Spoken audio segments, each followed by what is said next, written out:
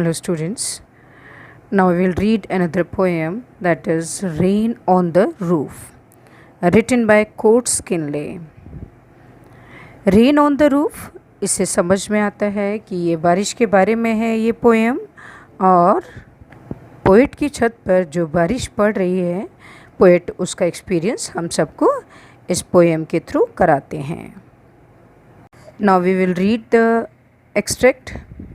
When the humid shadows hover, humid shadow means dark clouds, hover means मडराना, over all the starry spheres, सितारों भरे आकाश में, and the melancholy, melancholy मतलब sad, darkness, gently weeps in rainy tears. What a bliss, bliss मतलब खुशी, to press the pillow of a cottage chamber, cottage chamber मतलब room of the house, and lie listening to the patter. patter क्या है? ये sound है, जो sound होती है बारिश जब पड़ती है, पटर पटर की जो आवाज़ आती है, it's a sound of the soft rain overhead. यहाँ पर पोइट क्या कहना चाहते हैं? वो ये कहते हैं over all the starry sphere means जब सितारों से भरा हुआ आसमान पर आसमान में जब बादल, काले बादल जो हैं वो मडराते हैं. And the melancholy darkness gently weep, तो क्या होता है? मेलंकली मतलब सैडनेस. तो ये जो डार्कनेस है, जो सैड है, वो बारिश के रूप में और जो है आंसू बनकर धीरे धीरे क्या करने लगती है? रोने लगती है. यहाँ पर लिखा है जेंटली वीप मतलब रुदिर करने लगती है, रोने लगती है. कहने का मतलब है बारिश होने लगती है काले काले बादलों से. What a bless to press the pillow of a cottage. और कितनी खुशी मिलती है जब आप अपने कमरे में हैं और जब बारिश हो रही हो, छत पर उसकी आवाज़ आ रही हो पटर पटर की, तो आपको मतलब कितना अच्छा लगता है और आप अपनी पिलो को और दबाकर जो है वो बैठ जाते हैं, वहाँ पर लेटे रहते हैं. And lie listening to the patter of the soft rain overhead. और आप जो है छत पर जो बारिश पड़ रही होती है उसकी आवाज़ को जो है सुनते रहते हैं और उसका आनंद उठाते रहते हैं. स्टूडेंट्स, यहाँ पर जो राइमिंग स्कीम जो यूज़ हुई है वो फर्स्ट लाइन में क्या है? Hover, a, spheres, b, darkness, c. अब देखिए स्पेयर्स था सेकेंड लाइन में और फोर्थ लाइन में टीयर्स आ गया, तो again b, and pillow, d, bed, e, patter, f, और ओवरहेड, और ऊपर आपने बेड पढ़ा था तो यहाँ पर भी क्या आ गई? ई. ये इसकी राइमिंग स्कीम है. Now students, you will see the alliteration. देखिए सेकेंड लाइन में, फर्स्ट लाइन में भी आप देखेंगे ह्यूमिड और हॉवर, एच एच यूज़ हुआ है. सेकेंड लाइन में देखिए starry and sphere, S S का यूज़ हुआ है. और जो है नीचे भी आप देखेंगे कि जो है यहाँ पर प्रेस और पिलो, पी पी का यूज़ हुआ है. और लाई लिसनिंग, एल एल का यूज़ हुआ है. तो यहाँ पर कौन सी पोएट्री डिवाइस हो गई? That is alliteration. और दूसरा जो है यहाँ पर पर्सोनिफिकेशन भी है. पर्सोनिफिकेशन कैसे है स्टूडेंट्स? देखेंगे आप लोग कि टीयर यहाँ पर आंसुओं की बात करी गई है, और जो है मेलनकली सैडनेस की भी बात की है. तो आप देखते हैं सैड कौन होते हैं? Human beings. और टीयर किसके निकलते हैं? ह्यूमन बीइंग्स के. इसीलिए यहाँ पर कौन सी पोएट्री डिवाइस यूज़ हुई है? That is personification. Okay students, we will see the second extract. Every tinkle on the shingles has an echo in the heart, and 1,000 dreamy fancies into busy being start, and 1,000 recollections weave their ear threads into woof as I listen to the patter of the rain upon the roof.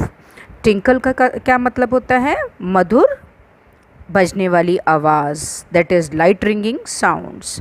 Shingles किसे कहते हैं? ये rectangular wooden tiles होती हैं जिन्हें हम छतों पर यूज़ करते हैं. एको साउंड है. रिकलेक्शंस का क्या मतलब होता है? यादें. और वूफ मतलब ताना बाना बुनना. Now see the explanation of this extract. Every tinkle on the shingles has an echo in the heart. जब मैं छत पर पड़ने वाली बरसात की जो आवाज़ है, पड़ की जो आवाज़ है, जब मैं उसको सुनता हूँ तो जब वो छत पर पड़ती है तो मेरे दिल में एक गूंज उठने लगती है। उस आवाज़ को सुनकर मेरे दिल में एक गूंज उठने लगती है। And 1000 dreamy fancies into busy being start, और मेरे व्यस्त जो मेरा माइंड विजी है और उसमें बहुत सारी जो हैं कलेक्शंस, यादें जो है, मेमोरीज़ जो है एकदम से उसमें आ जाती हैं, शुरू हो जाती हैं। Weave their ear threads into woof as I listen to the patter of the rain upon the roof। और जैसे ही मैं बरसात की उस आवाज़ को जब मैं सुनता हूँ, जो पटर पटर की आवाज़ होती है उसको जब मैं सुनता हूँ तो बहुत सी जो यादें हैं, पवन रूपी यादें जो है, ऐसा लगता है कि वो जो है अपना एक ताना बाना जो है उसने बुनना शुरू कर दिया है।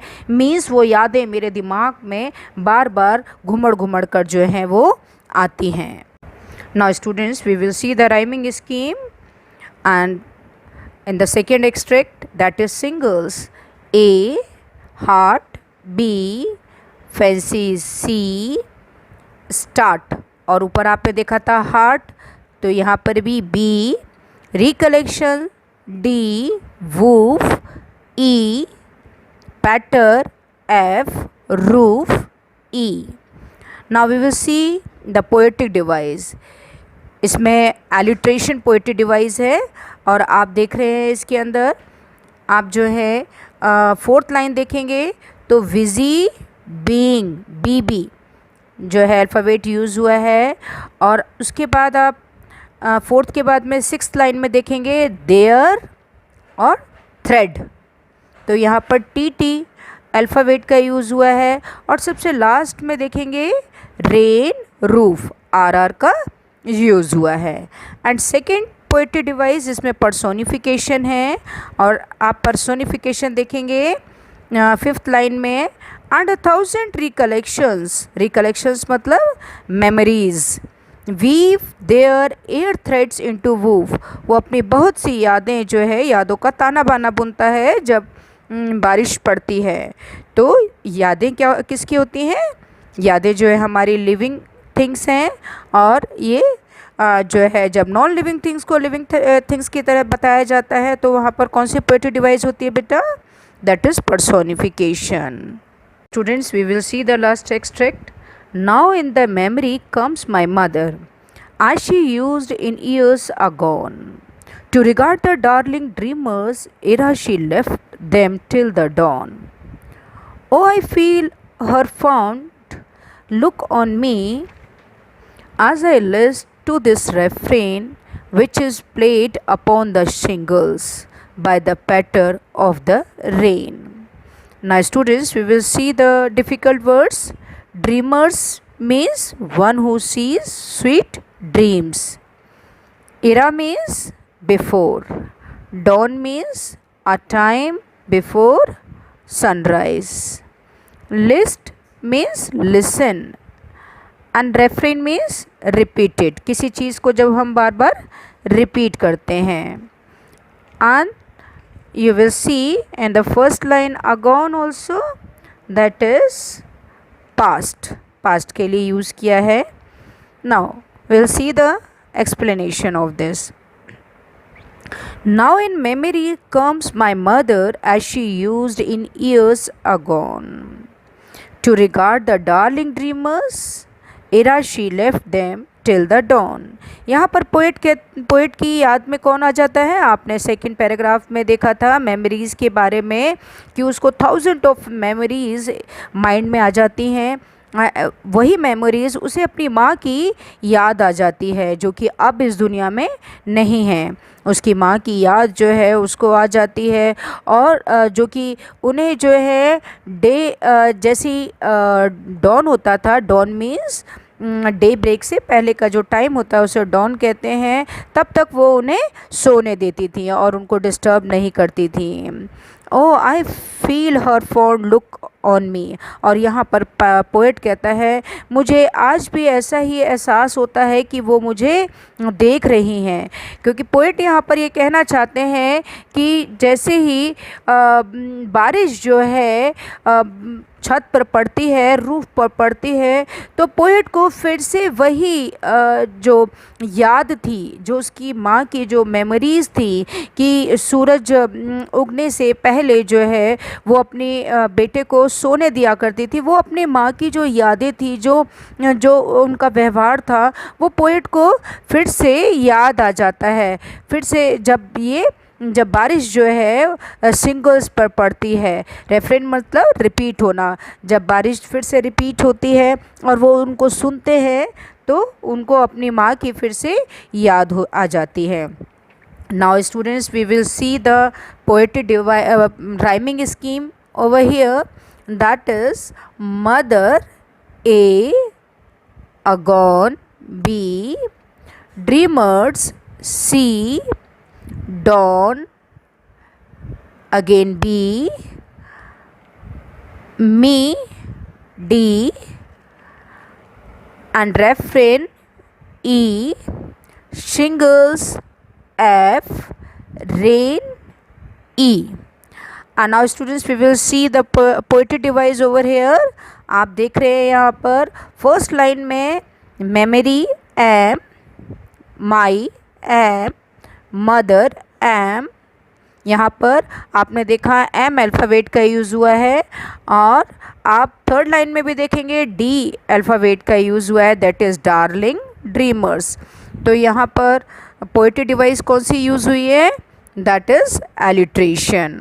So students must watch this video and understand it nicely, and thank you very much.